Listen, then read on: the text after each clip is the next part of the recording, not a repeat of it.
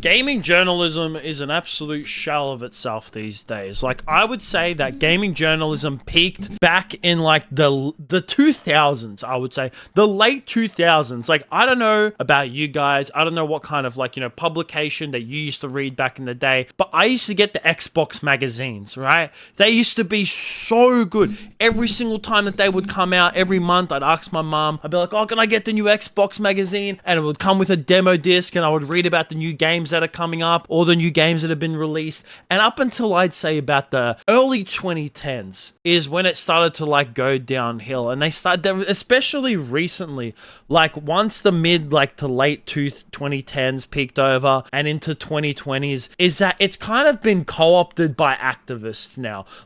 Gaming journalism, it's no longer been about games itself. It was used to be just purely about games, but then recently it's just been co-opted by a lot of activists. And now we are starting to see the downfall of gaming journalism. And we have another great example of this, where a massive gaming journalist publication that has been around since the 2010s, it was founded back in 2012, and that has to be Polygon. They were recently purchased by Valnet, a Canadian company, as their original parent company, Vox Media, sold them off over to Valnet. That's right. Vox Media probably turned around and felt like Polygon was no longer a great asset to hold on to, and they decided to sell them off. I don't know if Vox Media themselves is down in terms of how well they're doing in profits. I don't think that they're a public company. I think that they're private. So I can't really look at any of the stocks of how well they've been doing per se,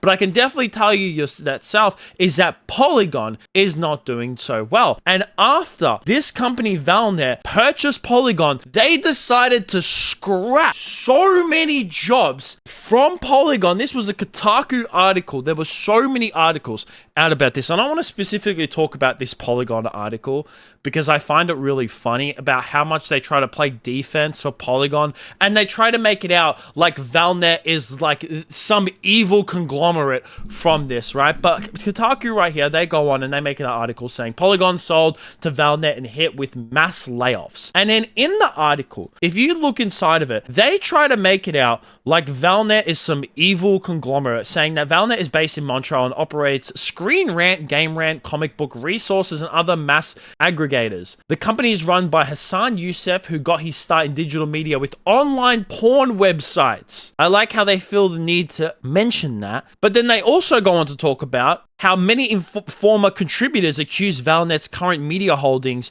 of being exploitative content mills. In journalism, there are really bad jobs, and then there's a place like Valnet, a former Collider contributor told The Wrap. Valnet may be bad or whatever, but why are you trying to put these layoffs on them?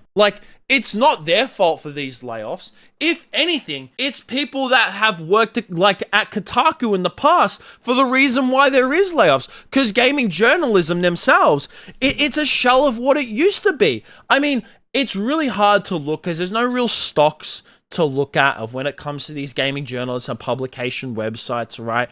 And especially Polygon, because I'm going to use Google Trends, but Polygon, you can't really look at it directly because Polygon is a shape, and it's also a cryptocurrency as well. So it's very hard to get this specific, this version of Polygon that we're talking about. There's so many things that can be labeled underneath Polygon, even for a website. Like I said, especially with the Polygon cryptocurrency that's out, that holds up the searches for it. But if we go ahead and we look at two other massive publications for gaming journalism, and that being IGN and Kotaku, you can see that the search results for them, the trends for them have just been going downhill for years now. And since the 2020s, they're basically in the fucking dirt. They don't matter anymore, and no one gives a shit about them. And then there was also people who did get laid off come out and talk about their layoffs on Blue Sky, which is a website for the mentally ill, where this person right here, Chris Plante, apparently he was one of the co-founders of Polygon, and he was the lead editor of the website as well. He got laid off, and he spoke here saying, I'm no longer with Polygon. If you're hiring, please consider the many talented writers and editors now in the market. Every one of them deserves a spot on your staff. I won't be talking more about the sale because I wasn't involved. Going to hang out with my kid, taking wins where I can. I'm sorry, bro. I'm really sorry, Chris, but a lot of the people who got laid off, I seriously doubt that every single one of them deserves a spot in another writing room. They don't. You got laid off for a reason. And then there was also this person right here who, they're another supposed co-founder of Polygon as well, where he briefly talks about the acquisition of Valnet and all these layoffs, where in this second reply tweet on Blue Sky once again, saying their press release proudly calls Polygon a premium gaming publication, but Valnet literally refused to meet with me or answer a single question of mine throughout this process. They were wildly incurious about how a gaming publication even becomes premium. Well, I don't know why they would want to go ahead and like have an interview with you, especially considering the way that gaming journalism is these days. And what do you expect them to say? Do you expect them to like have this asset and say, oh yes, we have this gaming publication asset that's absolutely trash and we're purchasing it for no absolute... Of course they're going to up it. Of course they're going to say it's a premium gaming publication. It's really great. It reaches a lot of people. Of course they're going to say, of course they're going to up it. But behind the scenes, they're going to do what they think is best. And what they think is best is 100% laying off all these people. Now, I'm not here to say that I don't feel sorry for people that have been laid off. No, I do. Losing your job is shit. I've lost a job before. It's shit. But you know what? You have to live with it and you learn from it. And you go, you know what? Maybe this line of work isn't for me, because that's what I did. I lost my job in a line of work and I went, you know what? Maybe this isn't for me. I'm going to go into something else that I think I can do better in. Instead, these people just try to get sympathy out of others and they just go, oh, I was doing the best I can. Why the hell did I get laid off? I'm the best for this job. You obviously weren't. Layoffs in the gaming journalist realm, they have been happening for a while now, especially in the past few months since the start of this year. They have been happening a lot. Why?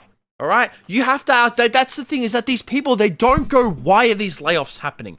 Why is it that these gaming publications are losing money? There's now Polygon's being sold off to another parent company and they're laying off a whole load of people. They don't sit there and they don't think to themselves, why is stuff like this happening? Why is it that our companies are selling us off and then they're laying us off? Why is that happening? They don't sit there and do that. You want to know why? Because some of the articles that you put out, people aren't resonating with them.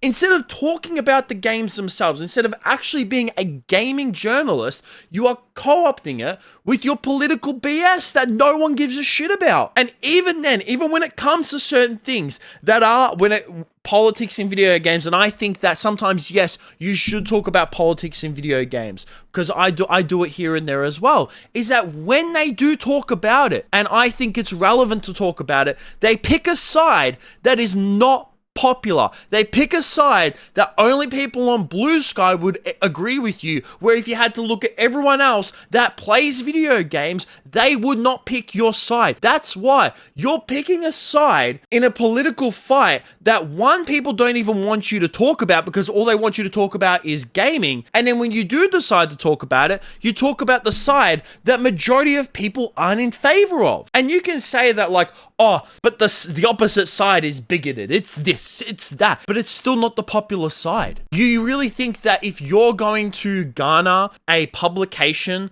towards the 20% of people that agree with you instead of 80% of people that don't agree with you, and you then go ahead and cry for the fact that 80% doesn't want to read your stuff or listen to you? I mean, it doesn't make sense to me. So yeah, I think that a lot of these people, right, what they should do is find new jobs. Find something else to do. I mean, Alicia Masandi, she found a job. She wasn't with Polygon, but she was in Kotaku, and she got laid off after saying that she left, when then she came out and admitted that she got laid off.